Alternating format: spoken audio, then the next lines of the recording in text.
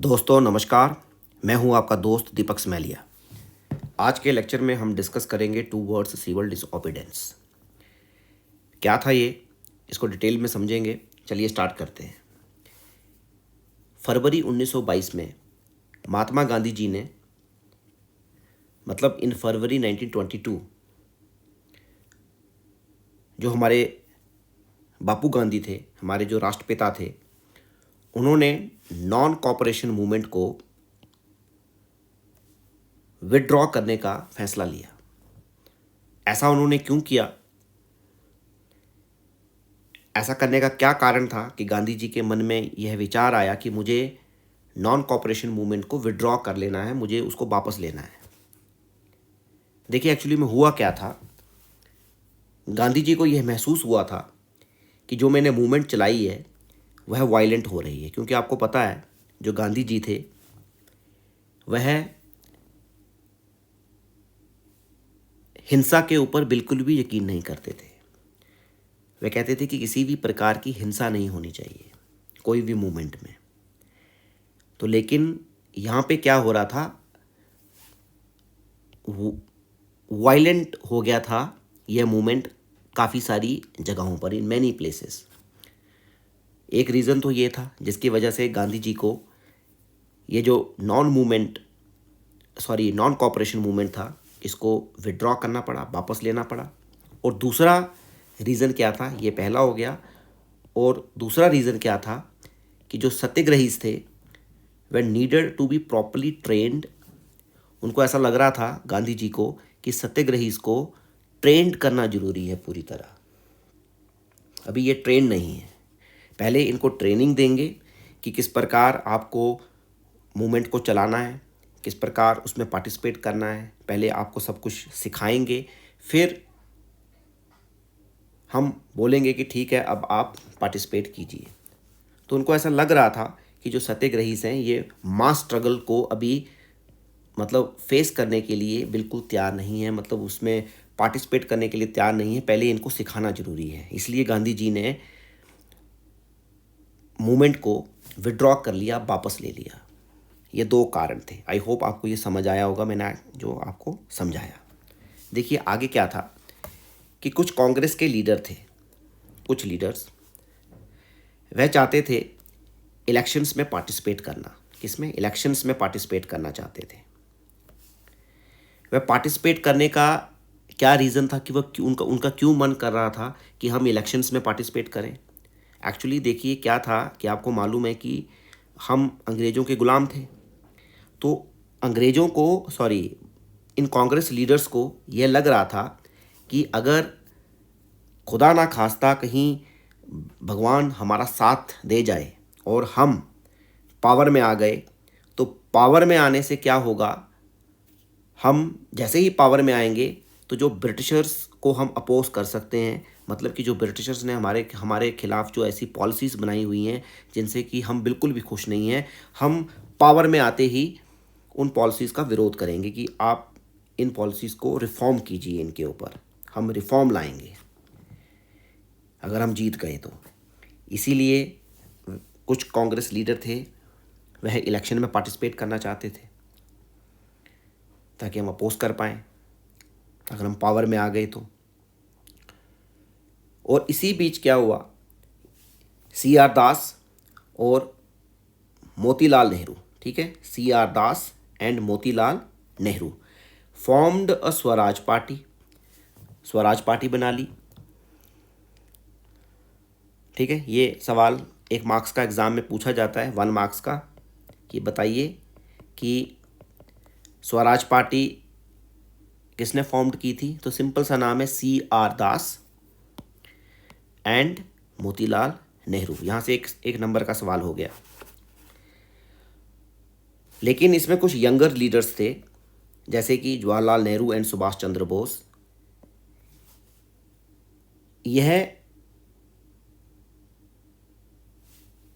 इसके फेवर में नहीं थे। किनके? C.R. दास और मोतीलाल नेहरू के। मतलब कि कहने का ये है कि उन्होंने स्वराज पार्टी को बिल्कुल भी फेवर में नहीं किया, मतलब वो फेवर में नहीं थे। सिंपल कहने का मतलब ये है। अब क्यों वो फेवर में नहीं थे इस स्वराज पार्टी के? क्योंकि इन यंगर लीडर्स का ये मानना था, younger leaders Jawaharlal Nehru and Subhash Chandra Bose, ठीक है, ये दो लीडर,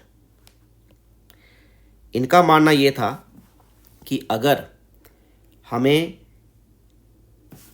फुल इंडिपेंडेंस चाहिए तो वो फुल इंडिपेंडेंस हमें मास एजिटेशन से मिलेगी, ना कि इलेक्शंस में पार्टिसिपेट करके। इलेक्शंस में पार्टिसिपेट करने से कुछ नहीं होगा, ऐसा कौन समझता था? Youngest leaders Jawaharlal Nehru and Subhash Chandra Bose. इसीलिए उन्होंने स्वराज पार्टी को, स्वराज पार्टी के फेवर में नहीं थे वो, इसलिए उन्होंने इसको पार्टिसिपेट ही नहीं किया इसमें। आई होप आपको ये समझ आ रहा होगा मैं क्या समझा रहा हूँ आपको, बड़ा सिंपल है। तो देखिए अब इस पैराग्राफ में आपको एग्जामिनर कहाँ से क्वेश्चन पूछ सकता है। एक तो पहले वो ये पूछेगा कि गांधी जी ने नॉन कॉपरेशन मूवमेंट को विड्रॉ क्यों किया। देखिए भाई, ये आसमान पे जहाज़ उड़ रहा है तो ये आवाज़ साथ में ही रिकॉर्ड हो गई है, इसके लिए मैं माफ़ी चाहता हूँ। रात के 11 बजने को हैं, रात को 11 बजे मैं आप ये वीडियो रिकॉर्ड कर रहा हूँ आपके लिए, तो क्योंकि पूरे दिन टाइम लगता ही नहीं है वीडियो को रिकॉर्ड करने का, पूरे दिन अपना ही काम हो जाता है। तो अभी अकेला बैठ के कमरे में लेक्चर को पहले तो रिकॉर्ड किया, देखा क्या इसमें इम्पोर्टेंट है, क्या आपको समझाने के योग्य क्या चीज़ें हैं, क्या नहीं है। तो अब मैं सारा वो कंपाइल करके आपके लिए वीडियो तैयार कर रहा हूँ। तो मैं ये आशा करता हूँ कि आप सहयोग देंगे, पढ़ेंगे अच्छी तरह और जीवन में एक अच्छा इंसान, अपने माँ बाप का नाम, अपने टीचर्स का नाम रोशन करेंगे, ऐसी मैं आशा करता हूँ। चलिए आगे स्टार्ट करते हैं। देखिए यहाँ तक आपको समझ आया होगा। मैं आपको बता रहा था कि आपको एग्जामिनर किस हिसाब से इस पैराग्राफ से आपके लिए क्वेश्चन उठा सकता है। एक तो ये तो 1 मार्क्स का सवाल तो हमने समझ लिया यहाँ से कि स्वराज पार्टी के बारे में पूछा जाएगा कि स्वराज पार्टी किसने बनाई, CR दास और मोतीलाल नेहरू ने। और दूसरा यहाँ से सवाल पूछा जा सकता है कि बताइए कि गांधी जी ने नॉन कॉपरेशन मूवमेंट को विड्रॉ क्यों किया। सिंपल सा सवाल है, एक तो वायलेंट कि उनको लगा कि ये वायलेंट हो गई है, और दूसरा कि मास स्ट्रगल के लिए जो सत्याग्रही हैं वो तैयार नहीं है, उनको पहले ट्रेन करना जरूरी है। सिंपल यहाँ से आप लिख सकते हैं, ठीक है। देखिए क्राइम करने की ज़रूरत नहीं है, बस समझना है, और जो समझो वही एग्ज़ाम में उतार देना है, अपने वर्ड्स में बना के लिख देना है, उससे ज़्यादा नंबर मिलते हैं आपको। क्रैम का मतलब as comparison to cramming the words, अपने वर्ड्स में बना के लिखना सीखो। एक तो उससे क्या होगा आपको, एक तो आपका कॉन्फिडेंस इंक्रीज़ होगा, आपको पता होगा कि मैंने क्या लिखा है, और आपका नॉलेज साथ में इंक्रीज़ होगा उसके साथ, ठीक है। एक बार रट्टा लगा लोगे, क्रैम कर लोगे, दूसरे दिन आपको कोई पूछेगा हाँ भाई बेटा बता नॉन कॉपरेशन मूवमेंट क्या था, क्यों विड्रॉ किया, क्या था, मोतीलाल नेहरू कौन था, क्या स्वराज पार्टी क्या थी, हमें तो कुछ मालूम ही नहीं है, हम तो भूल गए, तो वो हो गया रट्टा। ये काम नहीं करना है, चीज़ को समझना है, अंडरस्टैंड करना है, अंडरस्टैंड करके एग्ज़ाम में उसको लिखना है, इससे आपको लंबे समय तक चीज़ें याद रहेंगी। इसी को प्रॉपर एजुकेशन हम बोलते हैं। देखिए आगे क्या हुआ कि 2 factors shaped the Indian politics. वो कौन कौन से थे? पहला था इकोनॉमिक डिप्रेशन, जो कि 1929 में आया था, ठीक है। ये पिछली वाली वीडियोस में कई बारी हमने इकोनॉमिक डिप्रेशन के, इकोनॉमिक्स में भी इसके लेक्चर्स मैंने डिस्कस किए हुए हैं इकोनॉमिक डिप्रेशन के बारे में, क्योंकि आपके हिस्ट्री में भी हम इकोनॉमिक डिप्रेशन के बारे में पढ़ रहे हैं, इकोनॉमिक्स में भी है ये थोड़ा सा। तो इकोनॉमिक डिप्रेशन में क्या हुआ कि जो एग्रीकल्चरल प्राइसेस थे वे बिल्कुल नीचे गिर गए, फाल हो गई, डिमांड जो एग्रीकल्चरल गुड्स की थी वह फाल हो गई, एक्सपोर्ट डिक्लाइन हो गया, पीजेंट्स की जो कंडीशन थी वो बड़ी ख़राब हो गई, डिफ़िकल्ट हो गई, और वो अपना रेवेन्यू पे नहीं कर पा रहे थे। ये इकोनॉमिक डिप्रेशन की वजह से सब कुछ कारण बन रहे थे। और दूसरा क्या था? दूसरा था साइमन कमीशन, ठीक है। यहाँ मैंने बताया ना कि 2 factors shaped the Indian politics. पहला हो गया इकोनॉमिक डिप्रेशन, ठीक है, पहला हो गया इकोनॉमिक डिप्रेशन, और दूसरा हो गया साइमन कमीशन। देखिए जो साइमन कमीशन था यह 1927 में बनाया गया, ठीक है। टोरी गवर्नमेंट, जो ब्रिटेन की जो टोरी गवर्नमेंट थी उसने इसको कंस्टिट्यूट किया था सर जॉन साइमन की नेतृत्व में, ठीक है। अब इसको और इसी कमीशन को, क्योंकि इनके नेतृत्व में इसको बनाया गया और इन्हीं का नाम दे दिया गया इसको कि भाई इसको बोला जाएगा Simon commission. Sir John Simon, मतलब साइमन कमीशन का नाम दे दिया इसको। ये 1927 में बनाया गया और 1928 में ये इंडिया में पहुंचा। लिखा है यहाँ पे when Simon commission arrived in India 1928। कई बारी 1 मार्क्स का एग्जाम सवाल में पूछा जाता है कि बताइए कि साइमन कमीशन इंडिया में कब पहुंचा, तो then remember date is 1928, 1928। 1 number का सवाल एग्जाम में पूछा जाता है, याद रखें। अब देखिए साइमन कमीशन को बनाने का ऑब्जेक्टिव क्या था। इसको बनाने का सिर्फ एक ही ऑब्जेक्टिव था। ये ऑब्जेक्टिव है, आप इसको एग्ज़ाम में लिख सकते हैं। पूछा जा सकता है कि व्हाट इज़ साइमन कमीशन और what was the objectives behind it, to इसको बनाने का क्या कारण था, क्यों बनाया गया साइमन कमीशन को। तो क्या लिखेंगे हम इसमें? ऑब्जेक्टिव थे कि पहला जो ऑब्जेक्टिव था कि the commission was to look into the functioning of the constitutional system. सबसे पहले कि फंक्शनिंग को देखना, look into the functioning of constitutional system के फंक्शन को देखना, लुक आफ्टर करना उसको, और सजेस्ट चेंजेस, और उसमें कुछ चेंजेस सजेस्ट करना। अगर ज़रूरत है तो उसमें कुछ चेंजेस भी सजेस्ट करना। एक तो उसको लुक इनटू करना, उसकी फंक्शनिंग को, कॉन्स्टिट्यूशन सिस्टम जो इंडिया का है, और उसमें चेंजेस सजेस्ट करना। चलिए यहाँ तक तो ठीक था, चलिए बनाया आपने। लेकिन देखिए हद तो तब पार हो गई जब इस कमीशन बनाया गया। बनाया किसके लिए गया? इंडियंस के लिए। और इसमें सिंगल इंडियन मेंबर्स भी नहीं था, did not have a single Indian members. एक भी इंडियन मेंबर्स इसमें था ही नहीं। इसमें 7 मेंबर्स थे। कितने मेंबर्स थे? 7 मेंबर्स। और 7 के 7 मेंबर्स कौन थे? ब्रिटिशर्स थे, अंग्रेज थे। और जब यह बात मतलब और जब ये 1928 को इंडिया में पहुंचा, तो जब ये बात लोगों को पता चली कि यार हमारे लिए साइमन कमीशन बनाया गया, हमारे लिए कमीशन बनाया गया है और एक भी इंडियन मेंबर नहीं है उसमें, ये तो हद हो गई। तो लोग गुस्सा हो गए, लोग इसका विरोध करने लगे और कहने लगे गो बैक साइमन, कहने लगे वापस जाओ, हमें तुम्हारी आवश्यकता नहीं है, जहाँ से आए हो वहीं चले जाओ, वहीं बैठ जाइए जाके, आप उधर ही रहिए जहाँ से आए हो, इधर आने की कोई ज़रूरत नहीं है आपको इंडिया में। तो all parties including Congress and Muslim leagues participated in the demonstration. सब ने पार्टिसिपेट किया, कांग्रेस भी थे, मुस्लिम लीग भी थी। और इस विरोध को देखते हुए जब देखा कि ये विरोध इतना उग्र हो रहा है, अब ऐसा लग रहा था कि बस अब हाथ से बात जाने वाली है, सब जितनी भी खीर खिचड़ी बनाई हुई है बस वह बर्बाद होने वाली है। तो उस चीज़ से बचने के लिए वाइस रॉय थे लॉर्ड इरविन ने अनाउंस्ड किया अक्टूबर 1929 में। क्या अनाउंस्ड किया? Dominion status. बोला कि ठीक है हम आपको डोमिनियन स्टेटस देते हैं और साथ में round table conference to discuss a future constitution. और एक राउंड टेबल कॉन्फ्रेंस होगी जिसमें डिस्कस किया जाएगा फ्यूचर कॉन्स्टिट्यूशन के बारे में। एक तो ये फर्स्ट डोमिनियन स्टेटस, दूसरा round table conference to discuss future constitution. Dominion status का मतलब क्या है कि वाइसरॉय लॉर्ड इरविन ने अनाउंस किया अक्टूबर 1929 में, एक ये राउंड टेबल कॉन्फ्रेंस वाला और दूसरा डोमिनियन स्टेटस। डोमिनियन स्टेटस का मतलब बहुत इंपॉर्टेंट है, ध्यान से सुनिएगा। डोमिनियन स्टेटस मतलब लॉर्ड इरविन कहने लगा कि ठीक है आप शांत हो जाइए, हम आपको प्रस्ताव देते हैं, 2 डोमिनियन स्टेटस देते हैं आपको। मतलब आप सब कुछ अपने सिस्टम से चलाइए, सब जैसा आप चाहते हैं, अपने तरीके से रूल बनाइए, फंक्शन बनाइए, जैसा करना है आप कीजिए। लेकिन कंडीशन ये है कि भारत के ऊपर ब्रिटिशर्स का ही राज रहेगा। चलाइए अपनी मर्जी से, लेकिन राज ब्रिटिशर्स का रहेगा, अंग्रेज़ों का राज रहेगा।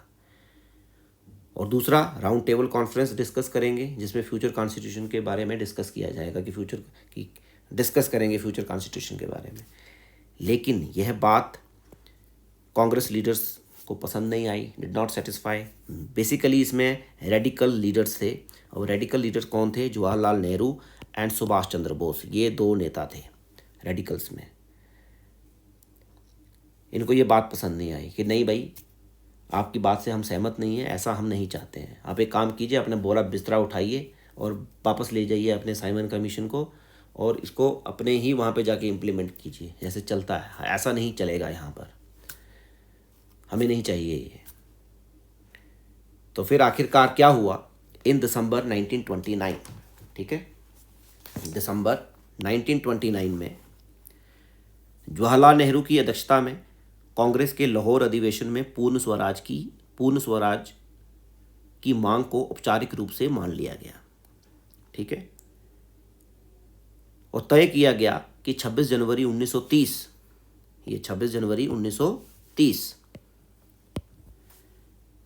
को स्वतंत्रता दिवस के रूप में मनाया जाएगा, ठीक है, would be celebrated as a Independence Day when people were take pledge to struggle for complete independence. और इस उत्सव की मतलब कि उस दिन लोग पूर्ण स्वराज के लिए संघर्ष के लिए शपथ लेंगे, शपथ ली लोगों ने, प्लेज ली, शपथ मतलब कंप्लीट इंडिपेंडेंस के लिए। लेकिन but the celebration attracted a very little attention, लेकिन इस उत्सव ने बहुत कम लोगों को अपनी तरफ आकर्षित किया। अब इसके रीज़न क्या थे हम अगली स्लाइड में पढ़ेंगे। यहाँ तक इतना ही है जो हमने आज पढ़ा, आज के लेक्चर में इतना ही। आगे के लेक्चर में हम अगली स्लाइड में डिस्कस करेंगे। चलिए एक चीज़ और पढ़ लेते हैं यहाँ पर, मतलब इम्पॉर्टेंट है, आपके ये नॉलेज को एनहांस करेगा। देखिए क्या था, द इंडिपेंडेंस डे प्लेज 26 जनवरी 1930 की है ये, मतलब कि स्वतंत्रता दिवस की शपथ है ये, जबकि जो 26 जनवरी 1930 को ली गई थी। उसमें क्या बोला गया था कि हमारा विश्वास है, इस पैराग्राफ में लिखा है कि हमारा विश्वास है कि किसी भी समाज की तरह भारतीय जनता को भी यह अधिकार है कि उन्हें भी आज़ादी मिले, अपनी मेहनत का फल मिले, जीवन की सभी आवश्यकताएं पूरी हों, जिससे उन्हें आगे बढ़ने के परिपूर्ण अवसर मिलें, पूरे अवसर मिलें। और साथ में यह भी कहा गया था कि हमारा ये विश्वास है कि यदि कोई भी सरकार अपनी जनता को इन अधिकारों से वंचित करती है, दूर रखती है, दबाव डालती है, तो जनता को भी सरकार को बदलने का पूरा मतलब अधिकार है, उसको समाप्त करने का अधिकार है। और मतलब भारत में जो ब्रिटिश सरकार थी, ब्रिटिश सरकार ने न केवल भारतीय जनता को फ्रीडम से दूर रखा, स्वतंत्रता से वंचित किया, है ना, स्वतंत्रता से वंचित किया, एक्सप्लॉइट किया उनको, बल्कि उन्हें शोषण किया, उनका एक्सप्लॉइटेशन किया। देश की आर्थिक, दिस इज इकोनॉमिकली, आर्थिक, राजनीतिक, पॉलिटिकली, सांस्कृतिक, उनका कल्चरली, स्पिरिचुअली स्तर पर सब कुछ नष्ट किया। इसीलिए देयरफॉर दैट इंडियंस, इसलिए हमारा विश्वास है कि भारत को अनिवार्य रूप से ब्रिटेन के साथ अपने सभी जितने भी संबंध हैं सबको समाप्त करके पूर्ण स्वराज प्राप्त करना चाहिए।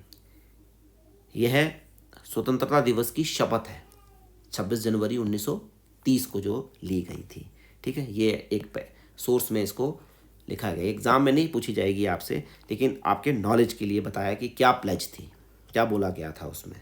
तो आई होप आपको आज का लेक्चर ये समझ आया होगा पूरा का पूरा। अगर फिर भी आपको कोई कन्फ्यूज़न है इसके रिगार्डिंग, जो चीज़ नहीं समझ आ रही है, तो आप कमेंट कर सकते हैं। मैं आपकी क्वायरीज़ का कोशिश करूँगा कि मैं उनका जवाब दूँ। Thank you very much.